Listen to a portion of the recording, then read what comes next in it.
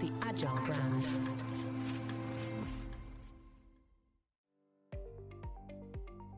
Welcome to the B2B Agility Podcast, where we look at the factors that drive success in B2B marketing, with a focus on the people, processes, data, and platforms that make B2B brands stand out and thrive in a competitive marketplace. I'm your host, Greg Kihlstrom, advising Fortune 1000 brands on MarTech, marketing operations, and CX, best-selling author and speaker. Now let's get on to the show. We've spent a decade trying to align marketing and sales. What if the very metric we created to bridge the gap, the MQL, is actually the thing that's perpetuating the rivalry between them? Agility requires a willingness to challenge the foundational metrics we've built our go-to-market strategies on. It demands that we replace gut feelings and legacy processes with a ruthless focus on what actually generates revenue, even if it means admitting what we've been doing is wrong. Today, we're going to talk about one of the most persistent and costly problems in B2B, the handoff from marketing to sales. We're going to explore why the traditional MQL model often fails, creating friction and wasting budget, and how a more intelligent, data-driven approach to lead qualification can not only fix the sales pipeline, but also prove marketing's direct contribution to the bottom line. To help me discuss this topic, I'd like to welcome Gabe Lullo, CEO of Alleyoop and host of the Do Hard Things podcast. Gabe, welcome to the show. Greg, well, thanks so much for inviting me on the show. We're huge fans of yours and what you do for the industry. So thank you for being a beacon for us. And thanks so much for inviting. Yeah, this is going to be really fun. Yeah, of course. Yeah. And I know you do you do podcasting all the time. So yeah, we're I guess you could say two pros. So at least one of us is, but yeah, you are. But yeah, we're going to have fun, man. I do these a lot. I love it. It's a great way to learn. It's a great way to, obviously, think of great ideas and meet great people like yourself. So I'm excited about this. Yeah. Well, and for those a little less familiar with your show and Alleyoop, why don't you give a little background on yourself as well as Alleyoop?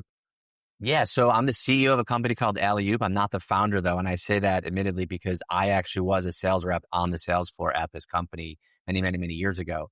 So I grew up within the company, and I believe in sales development is really that sweet spot. We were just in your intro there between the marketing and sales teams, and we do that exclusively. So we are a sales development firm. I know there's a lot of them out there, but we're very, very large in the space. And we do it fully remotely for many companies. Helped over 1,600 companies over the last 10 plus years build out, run, develop, augment, fix their sales development engine for them. And that's what we do.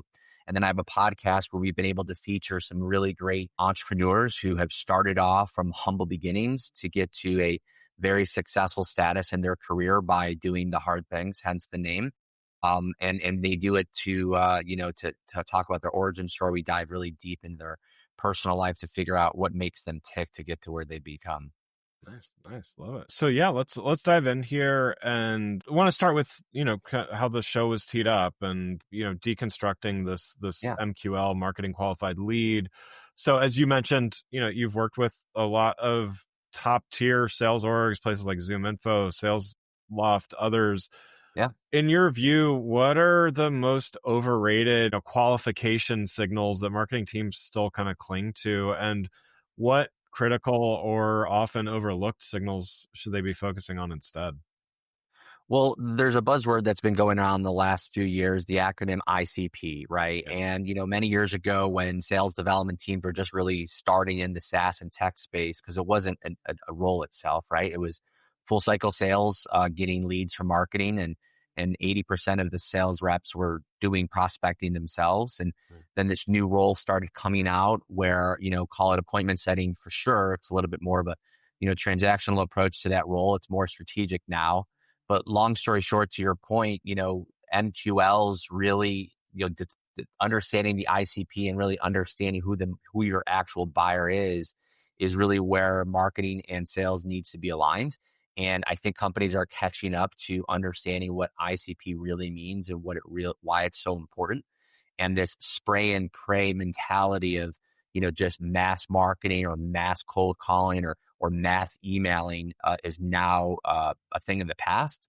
Unfortunately, some companies still do it, and they come to us and we say, hey, well, we got to fix this right away. But yeah, I think understanding who your buyer is right now, and then all the intent signals, especially with AI, is available to marketing teams right now like I've never before that can actually understand that timing piece. Really, timing is everything in business. We hear that all the time.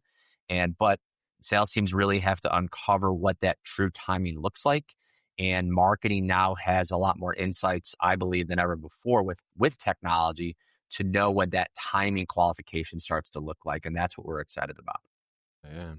Well, and I've heard the phrase often enough, and I will confess I've said it often enough. Sales is a numbers game, and I think marketing is also played that same way as well. And so, with CMOs measured on MQL volume, again, if you optimize some for a metric, if you're good, you're going to achieve that. But to your point, it's kind of, we have high volumes. It's the spray and pray kind of thing of like, let's just get a bunch of MQLs.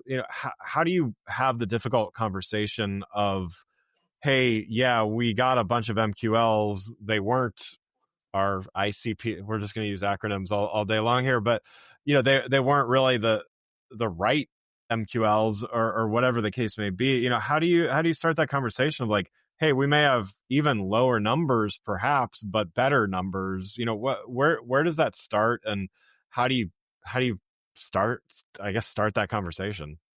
Yeah, I mean, well, like going back to, again, ideal client profile for the actual acronym to be defined for the audience. Right. We want to understand who the buyer is. And, there is, of course, persona-based marketing. Then it moved into more ABM, account-based marketing. Now it's going, I think, back to persona-based marketing again. And it's really understanding, again, who do we want to talk to? Multi-threading is another term that's being used, and it is a big piece to this as well. Going after buying groups as opposed to maybe just the decision maker. You have to go after who reports to them and who they report to. And it's really threading multiple people. But the basics and fundamentals is truly understanding your total addressable market. Again, TAM for a lot of acronyms out there. And understanding, okay, who do we want to go after within this market? What's the size of the company? Who is the actual specific person within that company that is going to be ultimately influencing this decision and making that decision? Are we just going to be going after them via email, or are we going to be actually multi-channel approach? Are we going to be cold calling them? Are we going to be sending them LinkedIn content? Is doing podcasts like me being on this show important for the company to create a brand? Yeah, the answer is yes on many of those. And you do, like you said, you want to do a big, broad net, but you want to test every single one of those channels. And if one is tripling, 5Xing what the other ones are, you want to figure that out quickly so you can pour gasoline on the fire where the fire actually is versus just, putting gasoline on wood without any, match. So that's how we approach it for sure. Yeah. And so let's talk a little bit about the actual handoff too. Cause I think there's, again, it's a cliche, but sometimes there's reasons why it is, the friction between marketing and sales, and even some of the disconnects between them, even if there isn't friction. Moving to this approach that you're describing definitely requires some changes as we talked about. But, what does it look like to use technology to help with this handoff between marketing and sales? Yeah, I think, again, companies are moving, and SaaS was really the first one to really figure this out, is realizing, the assembly line of sales, right? Marketing and then sales usually is the two-step approach. But now sales development or business development, we believe, is not a marketing function. We also believe it's not a sales function. Now, there's controversy on both. We feel it's so important that it's its own function.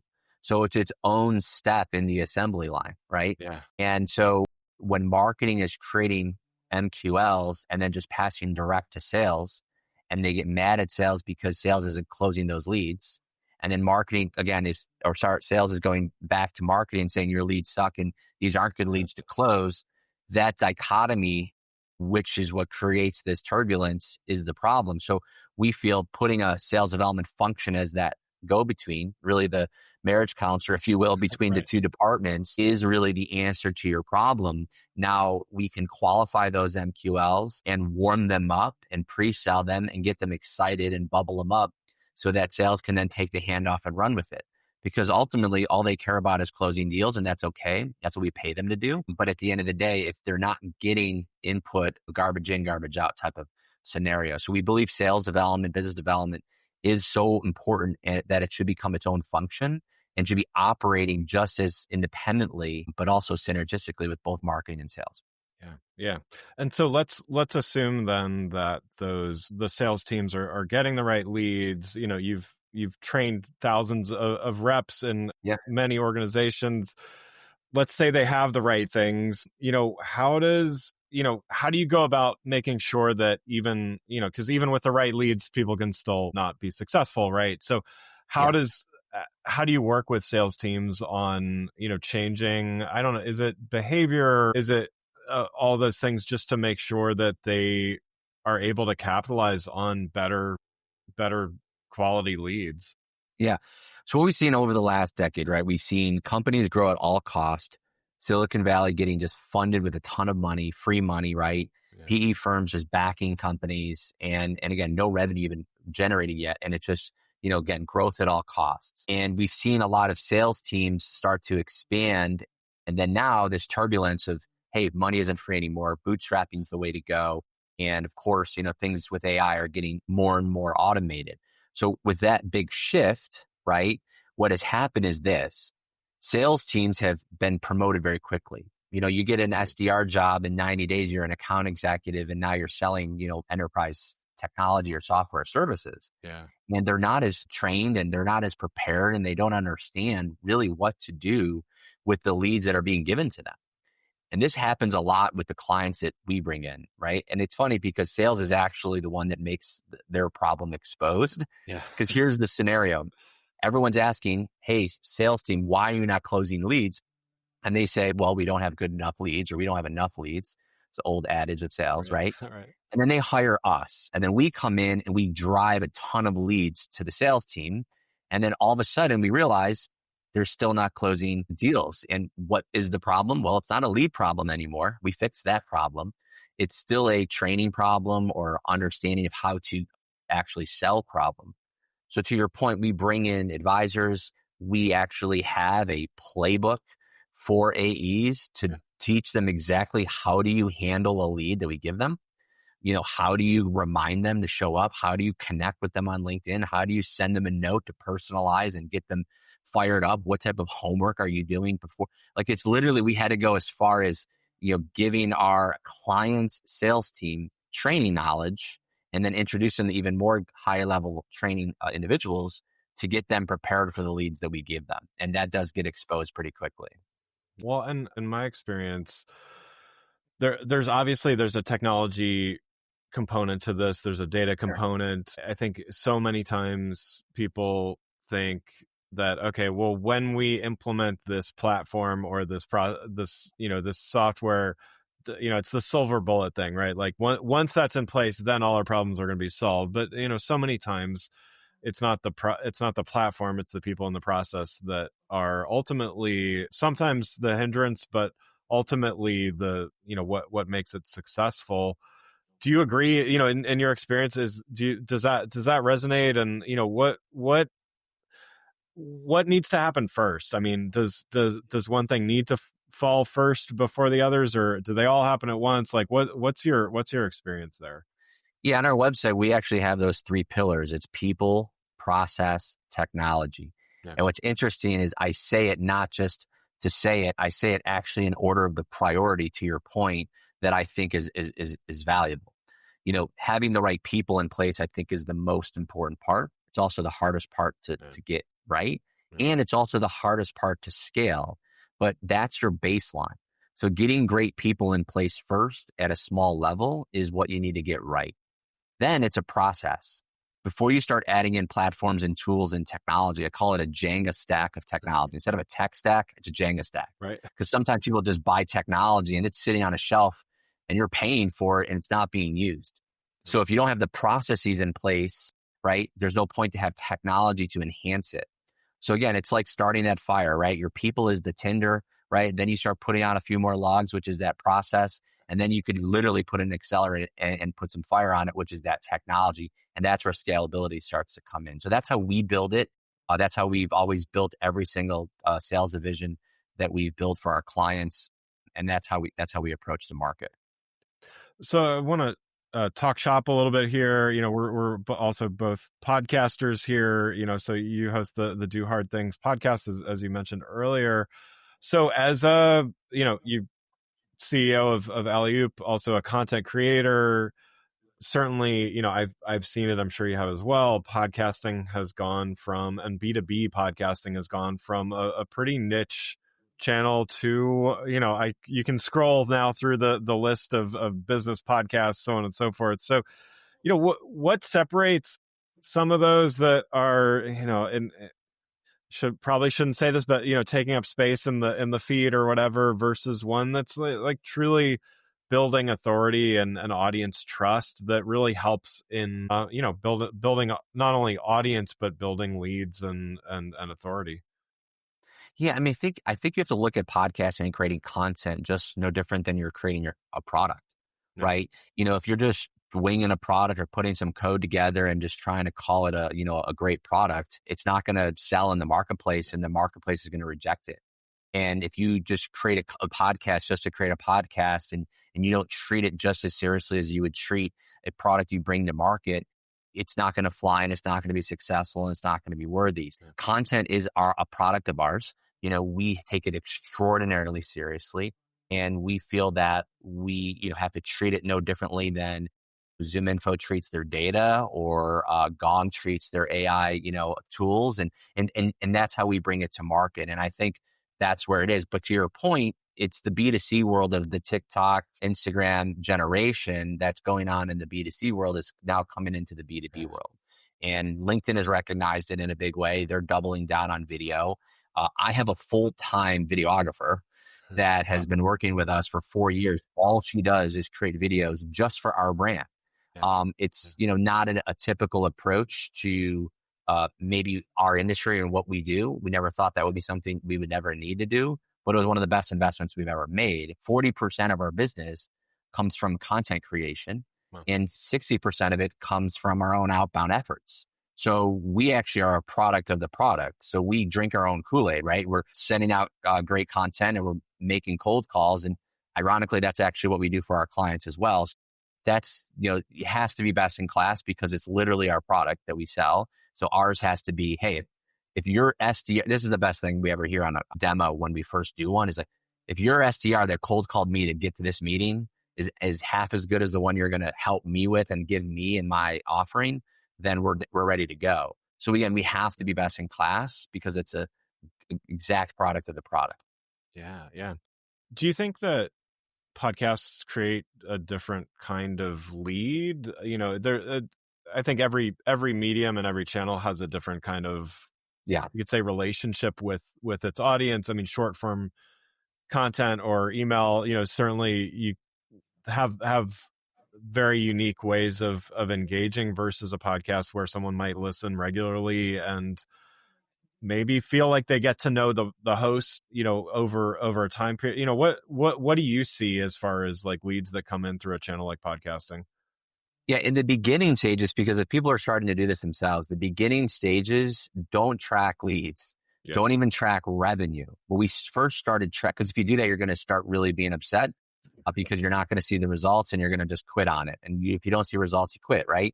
So the first thing we wanted to start tracking is just recognition. Anytime, and what we call just third-party credibility or trust. So if I can get on a demo as a second caller, so I have a sales team, right? They're doing their demos.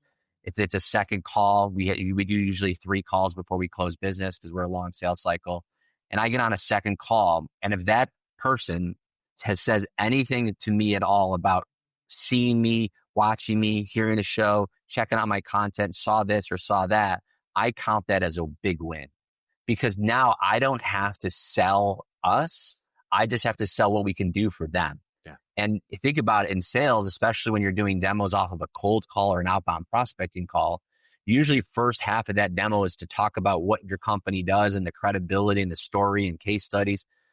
All of that is gone now. When I get on a call, I don't have to do any of that anymore. My sales team doesn't have to do that anymore. The credibility is there because they've seen and know, like, and trust us. And now we just talk about actionable items and how we can help them. So I think that is the big, powerful thing that we first started to track. Now, will leads come in? For sure, but it's not the first step in results is how I look at it. Yeah. Makes sense. Yeah. Well, Gabe, thanks so much for joining today. I really appreciate the conversation here. One last question for you. What do you do to stay agile in your role, and how do you find a way to do it consistently? Like personally or professionally? How do you mean? Professionally. Yeah. I mean, I think it's like this, being in the rooms where other people like yourself who know and talking the same things, that's where these ideas come out.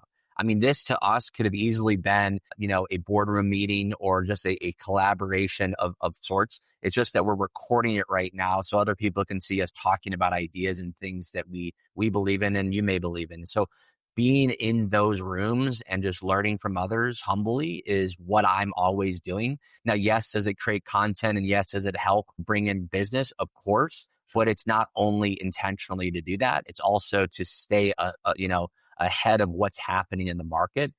So we can go ahead and be, front of line of it. So that's how we approach it. Yeah, love it. Well, again, I'd like to thank Gabe Lullo, CEO at Alleyoop and host of the Do Hard Things podcast, for joining the show. You can learn more about Gabe and Alleyoop by following the links in the show notes. Thanks again for listening to the B2B Agility podcast. If you enjoyed the show, please take a minute to subscribe and leave us a rating so that others can find the show more easily. You can access more episodes of the show at www.b2bagility.com. That's b2bagility.com. While you're there, check out my series of best-selling Agile brand guides covering a wide variety of marketing technology topics, or you can search for Greg Kihlstrom on Amazon. Until next time, stay focused and stay agile. The Agile brand.